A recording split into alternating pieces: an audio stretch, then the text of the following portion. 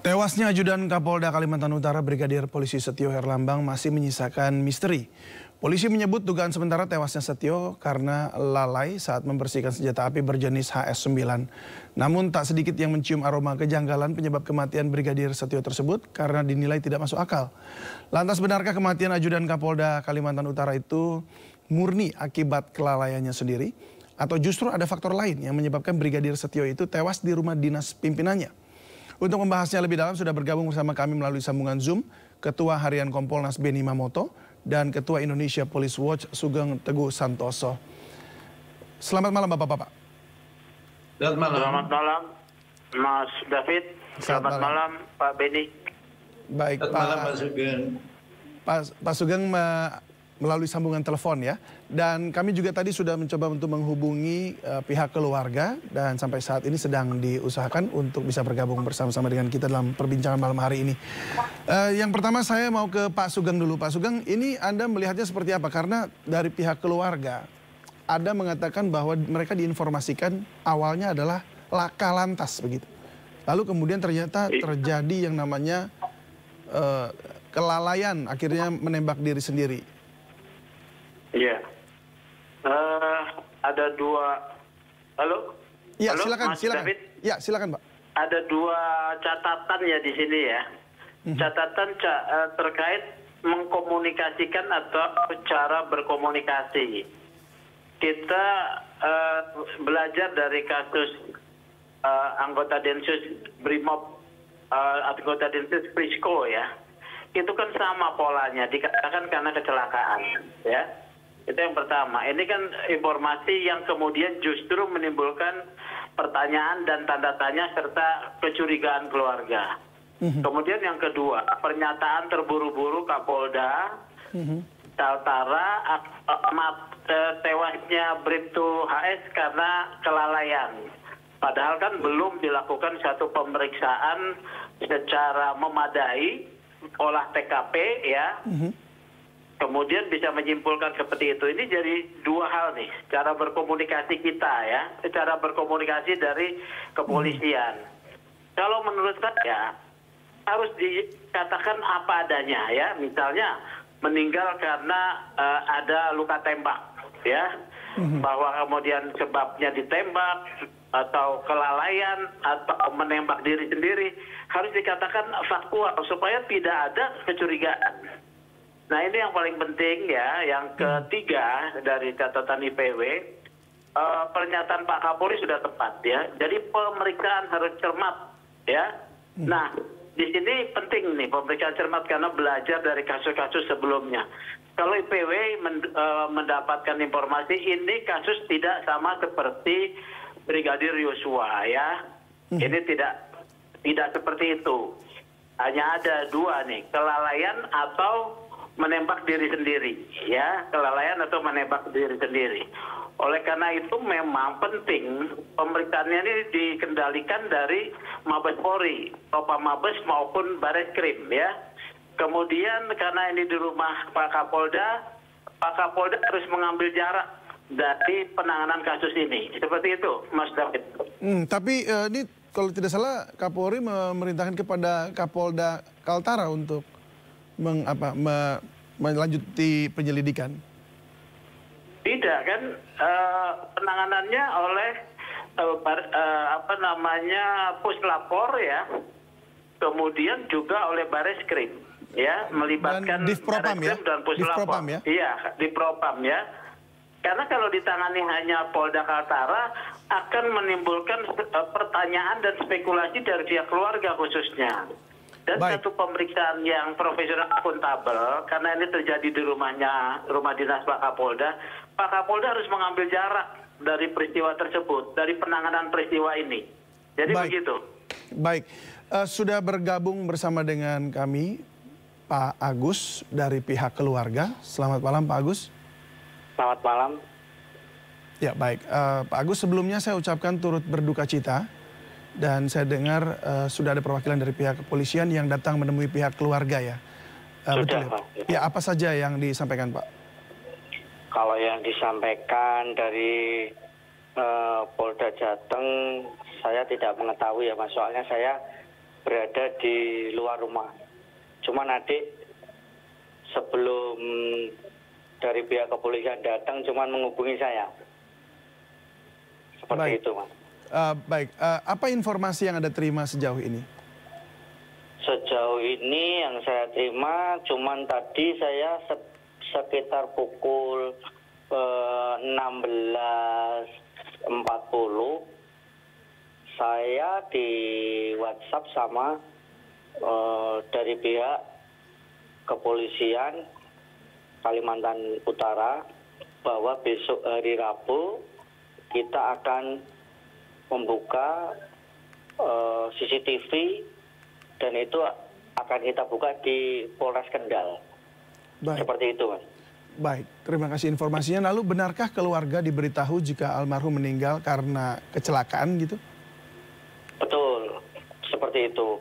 Kabar yang pertama kali saya terima, korban almarhum Setio Herlambang meninggal karena kecelakaan. Yang pertama. Yang kedua, kecelakaan beruntun. Oh, jadi 2 kali ya. Satu kecelakaan, Ya, belum tahu kecelakaan apa. Lalu yang kedua kecelakaan beruntun, artinya lalu lintas begitu ya? Kalau seperti itu saya tidak bisa mengasumsikan. Baik, tapi katakan beruntun begitu ya? Iya, beruntun. Baik, siapa yang memberitahu Anda, Pak? Atau memberitahu pihak keluarga? Yang pertama itu dari sahabatnya almarhum, dari sahabatnya almarhum. Yang kedua, kita ditelepon dari Kalimantan Utara itu cewek. Entah itu siapa saya nggak tahu. Yang itu kan ada di HP adik saya. Tapi terkonfirmasi dari pihak kepolisian begitu, Pak? Yang Bukan memberitahu? kepolisian, tapi apa itu istri dari salah satu anggota seperti itu. Istri dari salah satu anggota kepolisian? Betul. Apakah juga polisi juga istrinya? Kan Bayangkari. Ya, oke, baik.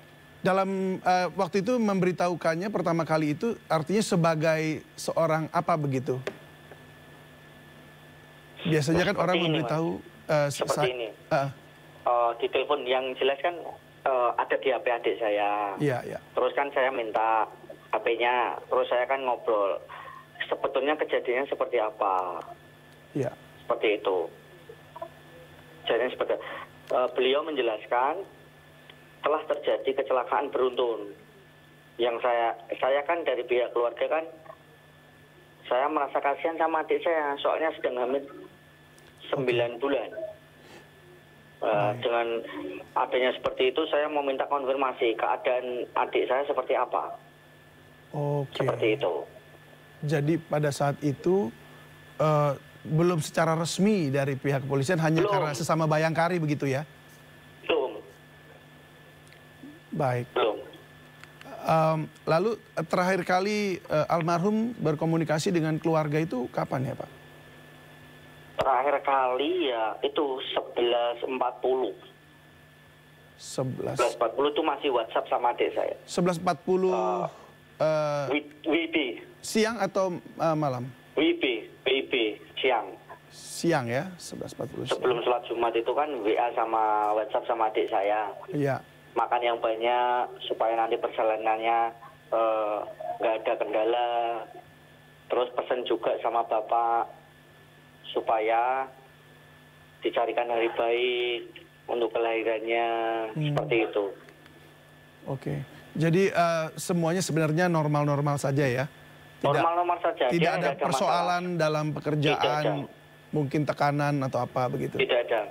Tidak ada sama sekali keluhan? Kalaupun dia punya masalah, pasti cerita sama saya. Pasti. Baik, berarti tidak ada masalah. Baik Pak, kan keluarga meminta untuk otopsi ya Pak ya, di RS Bayangkara. Betul. Itu apakah atau siapa yang sudah mengikuti otopsinya? Saya sendiri. Oh, seperti apa Pak hasilnya Pak? Mulai jenazah datang sampai dibuka di ruang otopsi, berjalannya otopsi sampai ditutup kembali, saya berada di situ. Seperti apa yang Bapak lihat pada jasad dari almarhum? Seperti yang saya ketahui ya, seperti saya kan orang awam. Baru pertama kali melihat jenazah ya ini, adik saya ini. Artinya itu memang betul ada peluru menembus di dada gitu, di sekitar jantung? Ada, memang ada. Peluru masuk dari kanan, tembus ke jantung, tembus ke paru-paru, tembus ke punggung. Seperti itu. Maksudnya kanan dada atau? Kiri dada. Oh. Maksudnya dari kanan ke kiri. Baik, persisnya itu lubangnya ada di depan jantung, di dada sebelah kiri, atau di kanan? Di kiri. Oh, di kiri ya? Di kiri, Oke, baik. dada sebelah kiri. Persisnya tepat di jantung itu. Di jantung itu ada gumpalan darah. Baik. Ya memang kan karena luka kan. Boleh saya tanya satu hal, Pak? Mungkin tentang almarhum. Apakah almarhum ini kidal, Pak? Bukan. Tidak kidal ya? Bukan. Baik. Terakhir Pak, mungkin sebelum nanti saya juga akan melanjutkan perbincangan dengan ada di sini ada Pak Beni Mamoto, Ketua Kompolnas, dan kemudian juga ada Pak Sugeng, Pak, di sini Ketua Indonesia Police Watch begitu. Police Watch. Ya. Yang saat ini keluarga inginkan itu selain bahwa memang diselidiki dengan apa seterang-terangnya adalah apa lagi Pak kira-kira? Ya kami memohon dari pihak keluarga, saya mewakili keluarga, khususnya mewakili adik saya, supaya kasus ini dibuka dengan objektif, transparan, tanpa ada yang ditutupi. Seperti itu Mas. Baik. Kita mintanya seperti itu. Baik. Saya ke Pak Beni Mamoto ya Pak. Pak Beni. Ya. Ya, saya ingin melihat dulu seperti apa Kompolnas memandang kasus ini saat ini. Ya, kami dari sejak awal peristiwa mengikuti terus dan melakukan komunikasi, meminta perkembangan tahap demi tahap. Kebetulan pas peristiwa itu Pak Kapolda ada di Jakarta. Karena sehari sebelumnya kami bersama-sama pemusnahan barang bukti Balpres itu di Cilengsi Bogor. Jadi beliau hadir langsung di sana. Nah, saya ingin meluruskan kalau judulnya itu Ajudan Kapolda, ajudan waktu itu ikut Kapolda. Jadi yang ada di sana adalah Walpri, ya, pengawal pribadi. Walpri, ya kami revisi ya, Walpri, ya pengawal pribadi. Yang kedua perlu kami sampaikan bahwa saat ini pihak tim lapor masih memproses HP dari korban. Jadi saat ini sedang dilakukan scientific crime investigation untuk bagaimana membuka, melihat jejak digital, komunikasinya dan sebagainya. Oleh sebab itu, menurut kami memang jangan menyampaikan dugaan motif ataupun motif sementara dan sebagainya, karena ini sementara masih berjalan dan belum selesai. Pendalaman pemeriksaan saksi-saksi itu masih terus dilakukan, termasuk olah TKP. Kan ini perlu diperagakan. Kira-kira arah tembakannya dari mana, tembus kemana, sampai kena kaca dan sebagainya, itu kan harus diperagakan, kemudian digambarkan seperti pada saat kejadiannya. Nah, oleh sebab itu untuk transparansi kami sudah mendorong untuk nanti pada saat rekonstruksi gelar perkara itu dengan menghadirkan keluarga korban. Ini sama dengan kasus anggota Densus. Itu waktu kita rekonstruksi kami hadir, itu pengacaranya, keluarga korban, orang tuanya bahkan ikut hadir dan menyaksikan langsung tahap demi tahap peristiwanya itu terjadi. Demikian juga dalam hal kasus kematian siswa SPN di Lampung, itu via keluarga dan pihak pengacaranya ikut hadir saat gelar perkara, sehingga mendengar langsung dari keterangan ahli. Dan di situ bisa terjadi diskusi ataupun pendalaman-pendalaman yang langsung direspon oleh para ahli. Ini menjadi penting. Oleh sebab itu nantinya setelah selesai penyelidikan ini, kami mengharapkan bahwa nanti pihak keluarga diundang ke Polda untuk nanti melihat TKP, menyaksikan rekonstruksi dan gelar perkaranya. Sehingga nanti semuanya terang benderang dan keluarga nanti bisa menerima informasi dari penyidik maupun dari para ahli yang menangani kasus ini. Baik, saya kembali ke Pak Agus. Pak Agus, apakah katanya ada CCTV di lokasi yang mungkin Anda ingin atau ingin diungkap oleh pihak keluarga begitu? Rencana besok hari Rabu kita mau diajak rilis CCTV, Mas, di Polres Kendal, seperti itu. Untuk melihat ya, itu CCTV yang dari mana saja Anda mungkin tahu, apakah lalu lintas ataukah di dalam rumah? Kalau itu saya belum tahu. CCTV itu yang CCTV di bagian mana saya juga belum tahu. Soalnya kabar terakhir yang saya terima tadi bahwa bersedia mengikuti, kita buka bareng CCTV yang ada di lokasi kejadian seperti itu. Baik, mungkin terakhir Pak, ini sejauh ini apakah ada oknum yang mengintimidasi pihak keluarga? Maksudnya gimana? Apakah ada oknum-oknum yang mengintimidasi pihak keluarga begitu menekan? Oh, tidak ada. Tidak ada sama sekali? Tidak ada.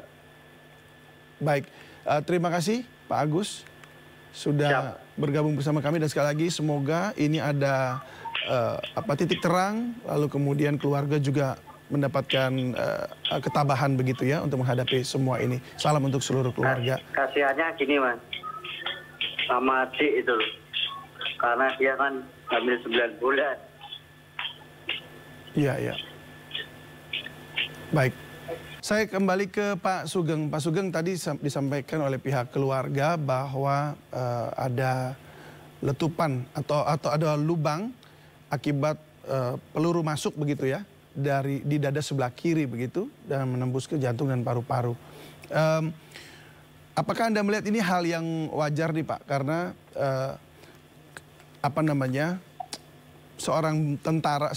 polisi yang sudah biasa menggunakan senjata lalu kemudian tidak bisa mengosongkan chamber begitu ya, dan ternyata nggak tahu apakah pistol tersebut kosong atau tidak. Halo Pak. Iya. Jadi bagaimana mengenai peluru masuk ke tubuh kemudian keluar, ya itu kita percayakan kepada tim forensik ya, kemudian penyidik ya, kemudian puslapor untuk melakukan olah TKP. Yang penting di dalam olah TKP ini adalah semua barang-barang yang ada di dalam ruangan tersebut tidak boleh hilang, satu ya. Kemudian semuanya harus diteliti. Apakah tembakan itu berasal dari kelalaian, ataupun tindakan dari pihak lain, ataupun bahkan tindakan sendiri dengan kesengajaan dari korban. Ini kita percayakan kepada penyidik ya, seperti itu. Tetapi kalau misalnya mengenai kelalaian yang sudah disampaikan lebih dulu, ini buat kami ya IPW agak mengherankan ya. Kenapa? Kalau membersihkan senjata itu kan satu keahlian yang sudah dimiliki loh oleh anggota, apalagi BRIMOB ya.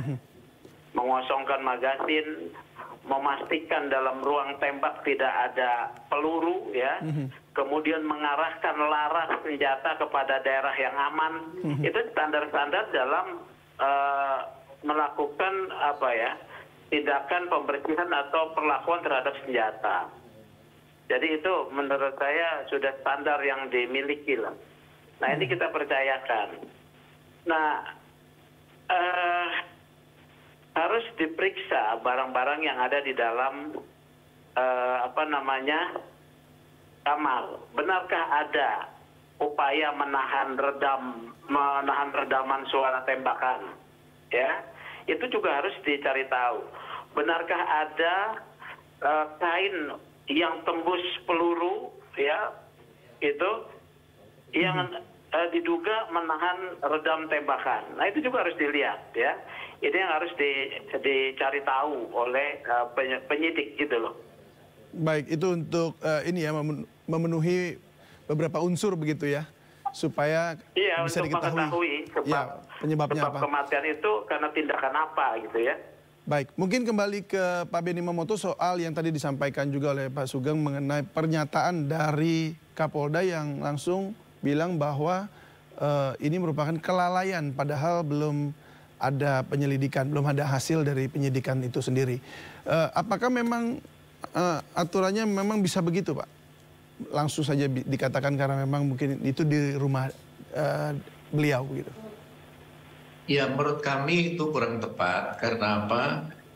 Penyelidikan ini belum tuntas, belum secara komprehensif dilihat dari berbagai kemungkinan.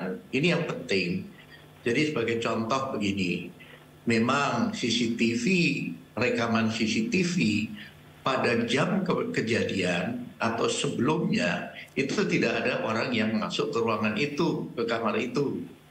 Berarti dia ada di dalam sendirian ketika peristiwa itu terjadi.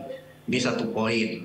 Mungkin inilah yang kemudian dijadikan bahan atau disimpulkan sementara.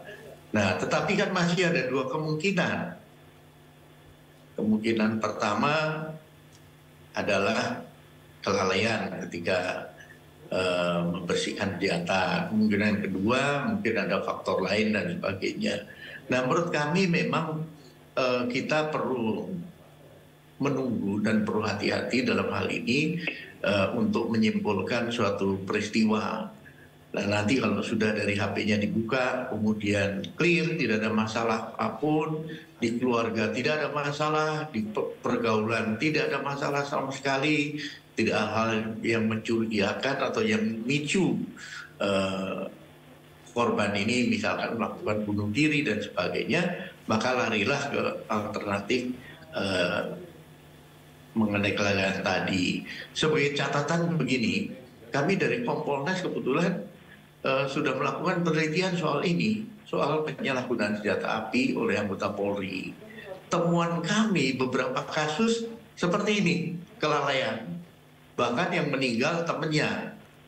Karena tadi bahwa dalam dunia menembak itu pantang hukumnya mengarahkan laras ke diri sendiri maupun ke tempat yang ada orang ataupun tempat itu tidak aman. Itu pantang sekali.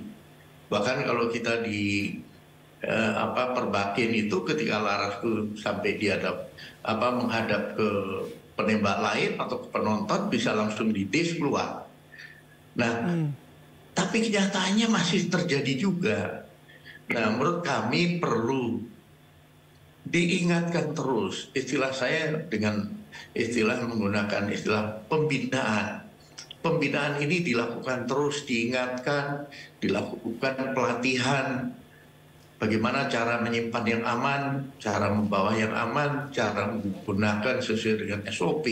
Ini perlu diingatkan, terus-menerus dilakukan. Karena bisa saja seseorang dalam kondisi mungkin capek atau ngantuk atau mungkin pengaruh minuman keras, itu kemudian melakukan langkah-langkah yang menyimpang dari aturan, prosedur yang sudah ditentukan. Nah, kami berharap memang dalam kasus ini nanti setelah lapor selesai, kemudian olah TKP selesai, maka hasil akhir itu dipaparkan ke pihak keluarga. Nanti kami dari Kompolnas selaku pengawas eksternal juga akan hadir, sehingga masalah ini clear. Nanti tidak ada perdebatan atau tidak ada spekulasi yang kemudian beredar. Ini contoh di kasus Lampung selesai ya. Setelah gelar sama-sama dijelaskan oleh ahli, sudah tidak ada masalah lagi. Demikian juga waktu kasus anggota Densus. Nah, kemudian yang menurut kami juga perlu didalami adalah nanti menyangkut masalah ke depan untuk evaluasi ya. Nanti dari keterangan yang teman-temannya dan sebagainya atau sesama Walpri, apakah ada pembinaan khusus menyangkut mereka yang megang senjata api, ini perlu dievaluasi sehingga jangan sampai nanti terulang kembali di tempat lain seperti itu. Baik, Pak, kalau dari sisi mungkin Anda kan juga memberikan masukan untuk pembuatan kebijakan juga ya. Lalu Anda melihat apakah dari pihak seperti di Brimob yang sering turun ke lapangan ini mendapat mungkin tekanan dalam pekerjaan begitu barangkali yang berlebihan sehingga mungkin bisa mengakibatkan ada kelelahan secara psikis begitu? Ya, memang kalau kami amati ya dari teman-teman yang selesai melakukan tugas di daerah operasi dengan stres tinggi, ketika mereka kembali ini perlu konseling ya. Ini penting sekali, peran dari biro psikologi sangat-sangat diperlukan. Sementara di sisi lain masih banyak keterbatasan. Konseling ini menjadi penting sehingga nanti ketika yang ada anggota yang mengalami stres cukup tinggi, itu segera ditangani secara khusus. Karena kalau tidak nanti akan berdampak. Ketika nanti kembali ke lingkungan keluarga, kembali ke lingkungan dinasnya, bisa nanti akan ada masalah. Nah, dalam konteks dengan seperti Walpri, nah Walpri kalau melihat Pak Kapoldanya sendiri tidak ada di tempat, ya biasanya bisa istirahat penuh. Kecuali kalau Pak Kapolda di tempat dan banyak kegiatan, ya dia harus menempel terus pimpinannya. Tetapi menurut kami sejauh ini tidak sepadat seperti di Jakarta, kemudian di kota-kota besar lainnya lah. Baik, saya kembali ke Pak Sugeng. Pak Sugeng, mungkin kalau dari sisi kebijakan ini apa yang harus mungkin diperbaiki atau mungkin perlu ditambahkan begitu? Ya, tadi yang dikatakan oleh Pak Beni itu sudah benar ya. Untuk anggota yang memegang senjata memang harus dari waktu-waktu tertentu, misalnya 6 bulan ya, itu ada pemeriksaan berkala psikologisnya, gitu ya. Kesiapan mental dia menggunakan senjata. Jadi ini penting. Yang kedua, pekerjaan polisi yang penuh tekanan ini juga harus menjadi perhatian pimpinan, terutama oleh atasan ya. Atasan, kemudian atasannya saling melakukan pembinaan atau pengawasan. Hal-hal kecil terkait dengan kondisi psikologis itu harus menjadi perhatian supaya tidak kemudian menjadi tidak terkontrol atau tidak teratasi. Ya, karena kan sudah ada kemarin tuh juga ajudan Kapolda Gorontalo ya, sama tembakannya juga di dada itu, yang dikatakan sebagai bunuh diri. Ini semuanya harus menjadi perhatian karena kalau ada anggota meninggal karena bunuh diri ataupun sebab apa, ini kan kerugian juga buat instansi selain keluarga yang bersangkutan. Gitu, Mas David. Baik. Betul sekali dan semoga ada titik terang dan kita ketemu juga artinya kelihatan kebenarannya seperti apa dan masyarakat juga bisa meresponnya dengan baik. Terima kasih banyak Pak Sugeng Teguh Santoso, Ketua Indonesia Police Watch, dan juga Pak Beni Mamoto, Ketua Harian Kompolnas, untuk sudah berbagi bersama kami di Sindo Prime. Salam sehat selalu. Terima kasih.